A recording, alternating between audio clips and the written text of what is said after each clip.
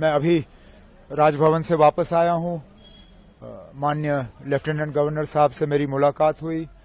मुलाकात के दौरान मैंने उन्हें नेशनल कॉन्फ्रेंस, कांग्रेस, सीपीएम, आम आदमी पार्टी और जिन इंडिपेंडेंट्स के तरफ से नेशनल कॉन्फ्रेंस को समर्थन की चिट्ठी मिली है, उन्हें उन चिट्ठियों को मैंने लेफ्टिनेंट गवर्नर साहब के हवाले किए और उनसे गुजारिश की कि जल्द से जल्द वो तारीख मुकर्रर करें ताकि यहाँ ओथ लिया जाए और लोगों की चुनी हुई हुकूमत जो है अपना काम संभाले। किस तारीख को sir oath ceremony?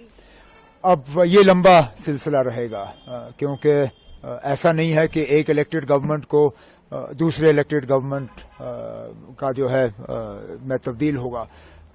Central rule है, यूनियन टेरिटरी है और गवर्नर साहब को एक अपने कागज तैयार करके पहले राष्ट्रपति भवन भेजने हैं। राष्ट्रपति भवन से वो फिर होम मिनिस्ट्री में जाते हैं। होम मिनिस्ट्री अपना उसमें प्रोसीजर करके वो जो उनको अपनी कागजी कार्रवाई करनी होती है वो सारा करके वापस आ जाता है। तो फिलहाल हमें ये कहा गया है कि इसमें 2-3 दिन तो लग ही जाएंगे। तो अगले हफ्ते ट्यूसडे वेंसडे से पहले मुझे उम्मीद नहीं है।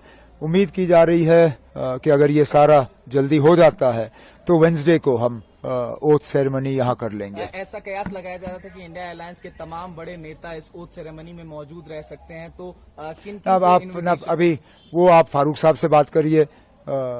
इंडिया ब्लॉक के लीडर वो हैं और इन्विटेशंस अगर जाएंगे तो उनके तरफ से जाएंगे। मुझे जिनको इनवाइट करना होगा वो अपने तरफ से मैं कल बैठ के उन्हें जो है दावत दूंगा। लेकिन फिलहाल तो अब ओथ की तैयारी हो रही है। सर, आज कांग्रेस लीडर्स भी मिलने आए थे, तो क्या कोई डिमांड्स या कुछ नहीं? उन्होंने अब डिस्कशंस तो हमारी रहती हैं, हम मिलके हुकूमत बना रहे हैं। उनका जो है लेटर ऑफ सपोर्ट हमें हासिल हुआ है और उन्होंने आज अपनी बैठक की। उनकी अपनी बैठक में उन्होंने अपने हाईकमांड को इजाजत दी कि वो सीएलपी का जो है फैसला करें, सीएलपी लीडर का फैसला करें। तो हमने जो अपनी अंदरूनी बातें करनी थी वो हमने की। सर, काफी इंडिपेंडेंट कैंडिडेट्स भी अब ज्वाइन इन कर रहे हैं। एनसीएम ने देखा पिछले कुछ दिनों में, तो क्या स्पेकुलेशन है कि और जो बाकी हैं वो भी ज्वाइन करेंगे, ऐसा कुछ?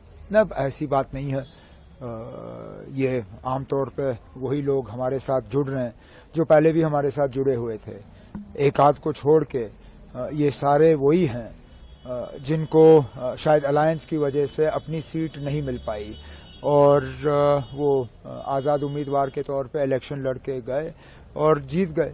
अब वो अपने नेशनल कॉन्फ्रेंस के साथ में वापस आना चाहते हैं और एक आध ऐसा है जो नेशनल कॉन्फ्रेंस में रह के हमारे साथ एक नया रिश्ता कायम करना चाहता है, जिसकी हमने सराहना की, जिसको हमने वेलकम किया और इन्हें लोगों के वोट हासिल हुए क्योंकि लोगों की उम्मीदें हैं कि उनके इलाकों में काम होंगे और मेरा फर्ज बनता है कि उनके मैं जो है हाथ पकड़ के उनके इलाकों में उनकी मदद करूं। सर, एक आखिरी सवाल।